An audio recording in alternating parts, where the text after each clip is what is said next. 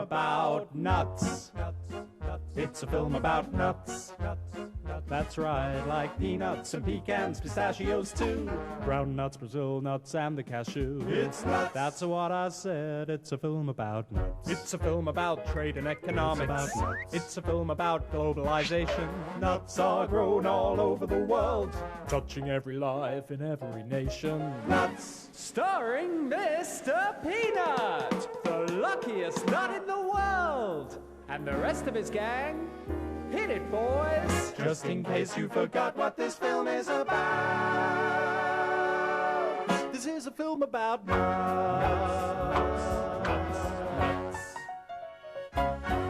Okay, let's get started. This is a bowl of nuts. Typically eaten as a savoury snack, nuts have a wide range of culinary uses.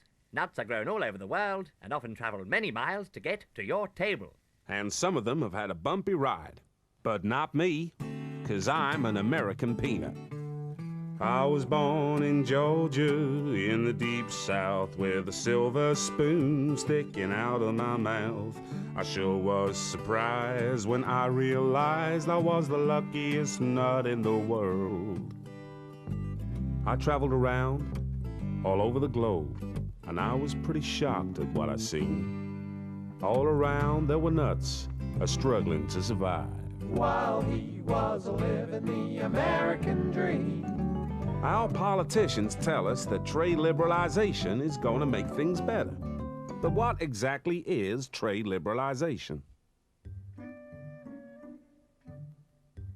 Liberalization is the process of becoming more liberal or free. Trade liberalization is therefore making trade more free by removing trade restrictions. Well, I suppose in theory it sounds pretty good. We all like freedom. But from what I've seen, things aren't exactly working out as planned. We're gonna tell you some stories that'll make it clear why these problems won't disappear. By making trade free indiscriminately. It's only making things worse. It's not a blessing but a curse. And it's happening more every year.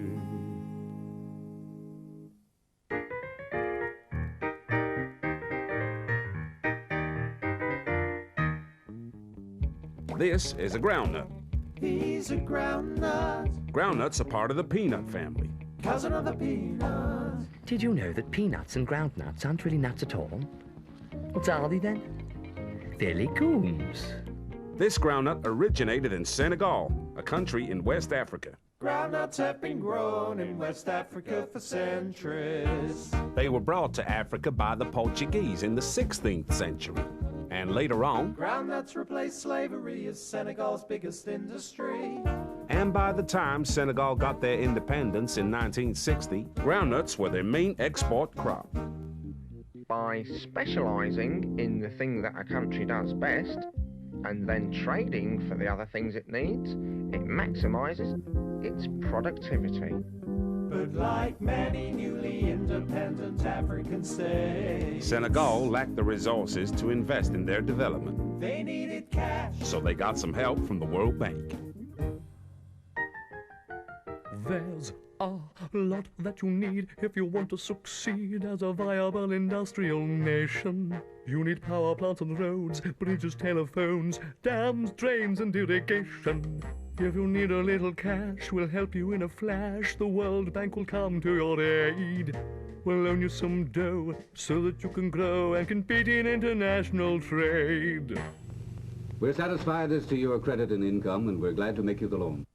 The World Bank encouraged Senegal to focus on exports to earn the cash to repay this debt. And Senegal's main export was groundnuts.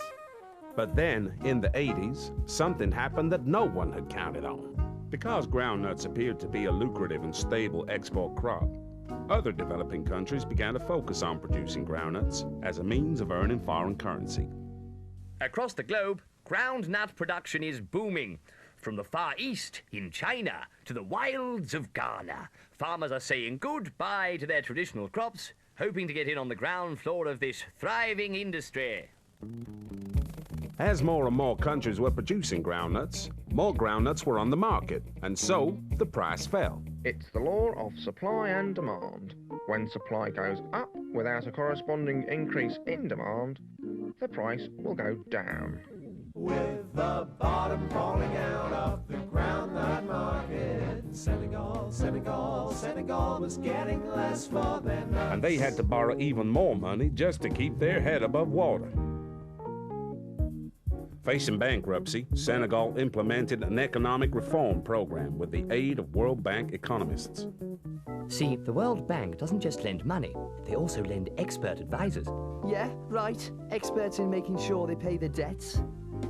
This program followed the economic thinking of the time and called for Trade liberalization, which begins with the removal of tariffs and duties. so taxes on imports of foreign nuts were removed. and privatization. Reducing government involvement in industry. The state-run groundnut company Sonacos, which had guaranteed prices to the farmers, was partially privatized. And cuts in public spending. So state programs to help farmers buy seeds, fertilizers, and tractors were all canceled. They implemented the new strategy for 10 years, but the situation only got worse. As the price of nuts went down, the debt got out of control. And today, Senegal is officially one of the world's most indebted nations. They spend more on paying their debt than they do on health and education combined. So the theory goes that you should borrow to invest and put the money in the one thing that you do best. Well, the Senegalese, they put their faith in nuts, and they ain't exactly impressed. With all the payments to meet, it's hard to stay on your feet, let alone compete with the rest.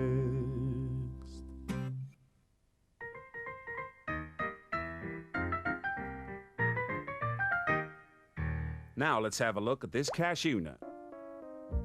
He originated in Mozambique, a country in East Africa. Cashew nuts are one of Mozambique's main exports. That's right. And cashews are grown all over the country. But people like this man and these two. Cashew nuts grow from trees, suspended beneath the cashew apple. Once separated from the apple, the removal of the hard outer shell must be done with care, as the shells are highly toxic. With this achieved, the nuts can be enjoyed and have a rich, succulent flavor. In the 1990s, there was a growing processing industry. Over 10,000 people were employed in the factories shelling and roasting cashew nuts. People like this man and this man and these. Processing increases the value of the nuts and allows Mozambique to profit more from their exports. This is what we mean by industrial development, oh yeah. But the processing industry needs nuts to process, and too many raw nuts were being sold abroad. Down in Mozambique, cashew nuts are leaving in the thousands, bound for parts unknown. Good luck, Mr. Cashew, and bon voyage. But the government had a plan. To keep enough raw nuts in the country, the Mozambique government would impose a tax on the export of raw nuts. I'm sorry, sir, but you will have to come with me. Once processed, the nuts could leave at no charge. Right this way, sir. Good day, sir. Right this way. That way, more raw nuts would stay in the country. And the factories would have enough nuts to keep them busy. Like Senegal, Mozambique was deeply in debt, and they desperately needed some help. What collateral can you offer for this loan? I can offer only my record and my present salary. I'm very sorry, but I'm afraid we can't accommodate you.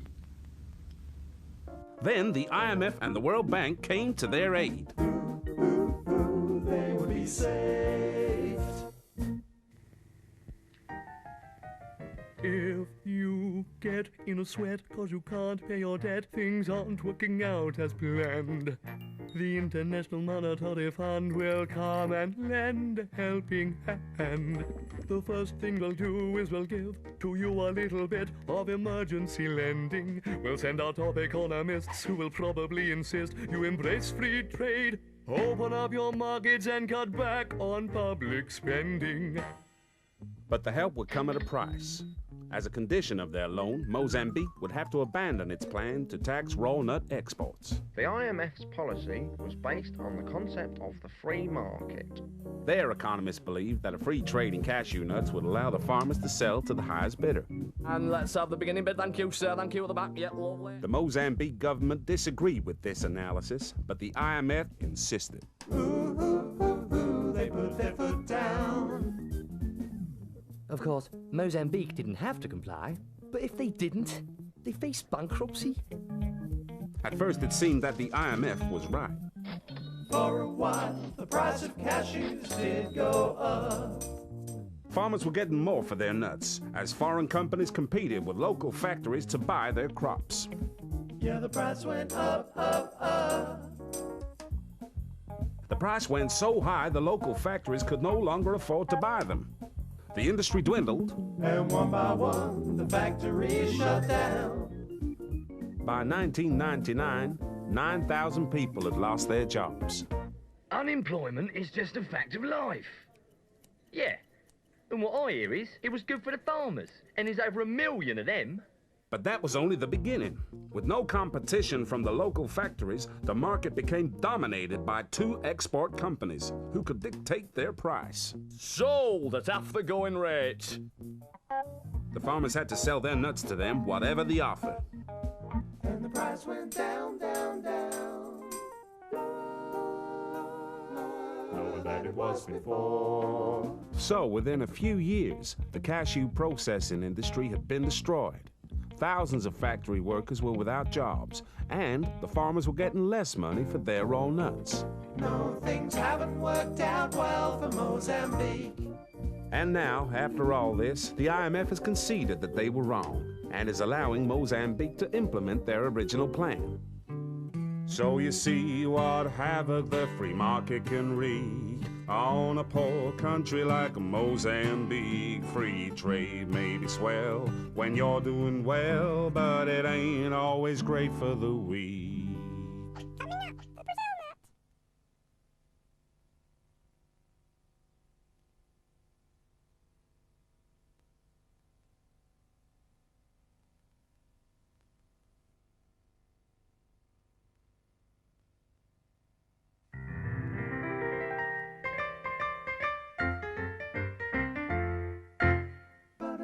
This is a Brazil nut. Brazil nuts only grow in the Amazon rainforest. But unlike the name suggests, most Brazil nuts don't come from Brazil. They come from Bolivia. 3/4 of the world's Brazil nuts come from Bolivia. Brazil nut trees can only grow under the protection of the rainforest canopy. The specific species of bee, which pollinates the Brazil nut flower, lives in the orchids which occur naturally in the groves surrounding the Brazil nut trees. The trees will not bear fruit without these little helpers.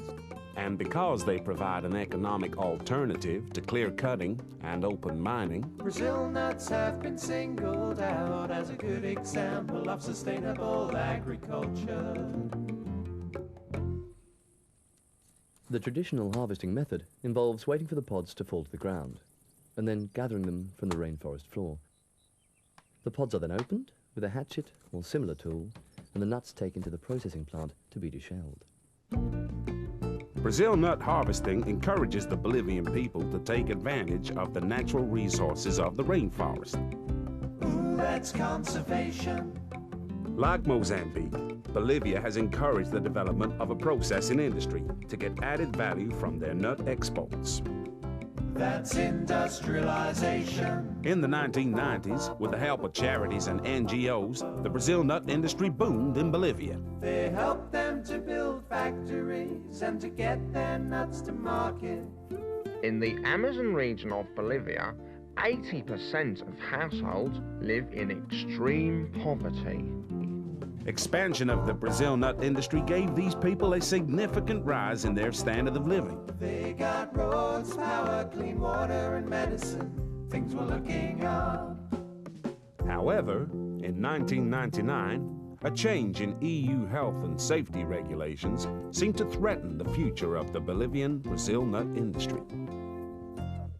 All tree nuts are susceptible to a naturally occurring fungus, which can leave traces of a carcinogen known as aflatoxin. Aflatoxins are measured in parts per billion, which is 1 particle per billion other particles.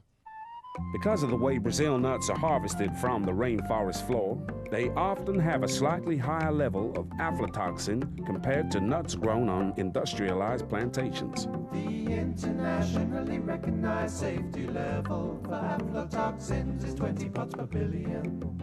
Bolivian Brazil nuts have complied to this standard for years. Then in 1999, the EU lowered its accepted level to 4 parts per billion. 4 parts per billion is easily achievable on industrialized plantations, but it's much more difficult in the Amazon rainforest. 'Cause you can't build a factory there. So, although this new health and safety regulation applied to all nuts imported to the EU, it happened to hit Bolivia the hardest. So much for sustainable agriculture. Did you know that Europe is the biggest single market for Brazil nuts? Yes, and they're considered to be a luxury commodity. Europe and Bolivia are both members of the World Trade Organization. With 137 member nations, we have no geographical affiliations. From the Sahara to the Pacific, our remit is quite specific. Through a process of complex negotiation, we encourage and promote trade liberalization. We're the final arbiter in any dispute. Our members must accept our rules as absolute. We never rest in our crusade to grease the wheels of trade. We're the World Trade Organization.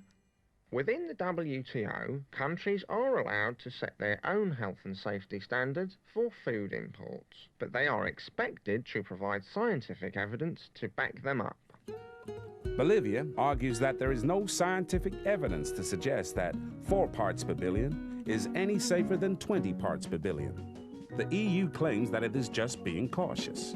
Just how many Brazil nuts did you say you ate? You know, they could just be doing this to protect their internal nut producers. Well, that would be difficult to prove. Whether safety precaution or trade protection, the EU's new regulation is certainly causing trouble for Bolivia. So what can they do about it? Bolivia has complained in WTO committees. So far with little success. They're planning to launch an official dispute process. But that could take years, and meanwhile Bolivia's a mess. So with a natural monopoly on the Brazil nut, Bolivia was onto a good thing, but one little change in EU legislation put the industry in a tough situation. If everything was equal and the playing field level, they could tell the Europeans to go to the devil. But when you need your partner more than they need you, you have to do just what they tell you to.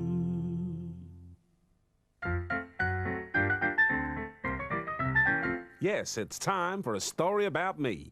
And what a different story it is. American peanuts are one of the most protected cash crops in the world. Did you know that Americans spend $800 million a year on peanut butter alone? Yeah, and they've even made November Peanut Butter Lovers Month. But peanuts haven't always held this special place in American hearts. Peanuts have been grown in the U.S. of A. since the Spanish explorers came to stay. But right up until the Civil War, they were only thought of as food for the poor. Well, that all changed around 1900 with the work of George Washington Carver. His research changed the face of American farming. He's the peanut industry's father. George Washington Carver, and what did he do? At the Tuskegee Institute in Alabama, He was a preeminent botanist. He said, peanuts would make a great cash crop that could grow wherever cotton is. The farmers listened closely to Carver's advice, and the peanut industry grew. And it wasn't long till machines came along for planting and harvesting, shelling them too.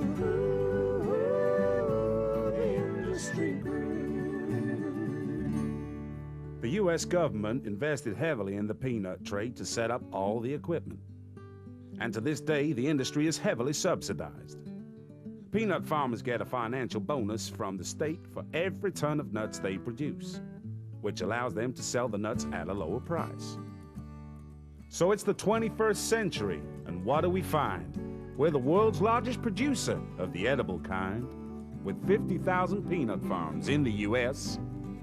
Today peanuts are big business. Adding $4 billion to the American economy, peanut farmers have nothing to fear. 'Cause the average American eats 6 pounds of peanuts every year. The other nuts we've seen are all in a mess. How did he end up being such a success? What's so special about me? It's not like I'm the only nut to have a nutty flavor. What's so special about him? Seems like the cards are stacked in his favor. Unlike Senegal, we didn't need a foreign loan. We could set up our infrastructure all on our own with no debts to repay. We're doing okay with a steady demand for nuts right here at home. Unlike Mozambique, I'm protected by tariffs, and though our competitors may not like it, we got the best lawyers that money can buy, and if there's a case against us, we can fight it. And unlike Bolivia, the United States is a highly industrialized nation. So when nuts like myself arrive on the shelf, we're of the best possible specification. And if one of our trading partners makes up a policy that we're not overly keen on, the threat of sanctions usually helps to resolve any difference of opinion. So I tried my best to tell it like it is, 'cause it doesn't have to be like this. It keeps me up at night, 'cause it don't seem right, but I'm the luckiest nut in the world.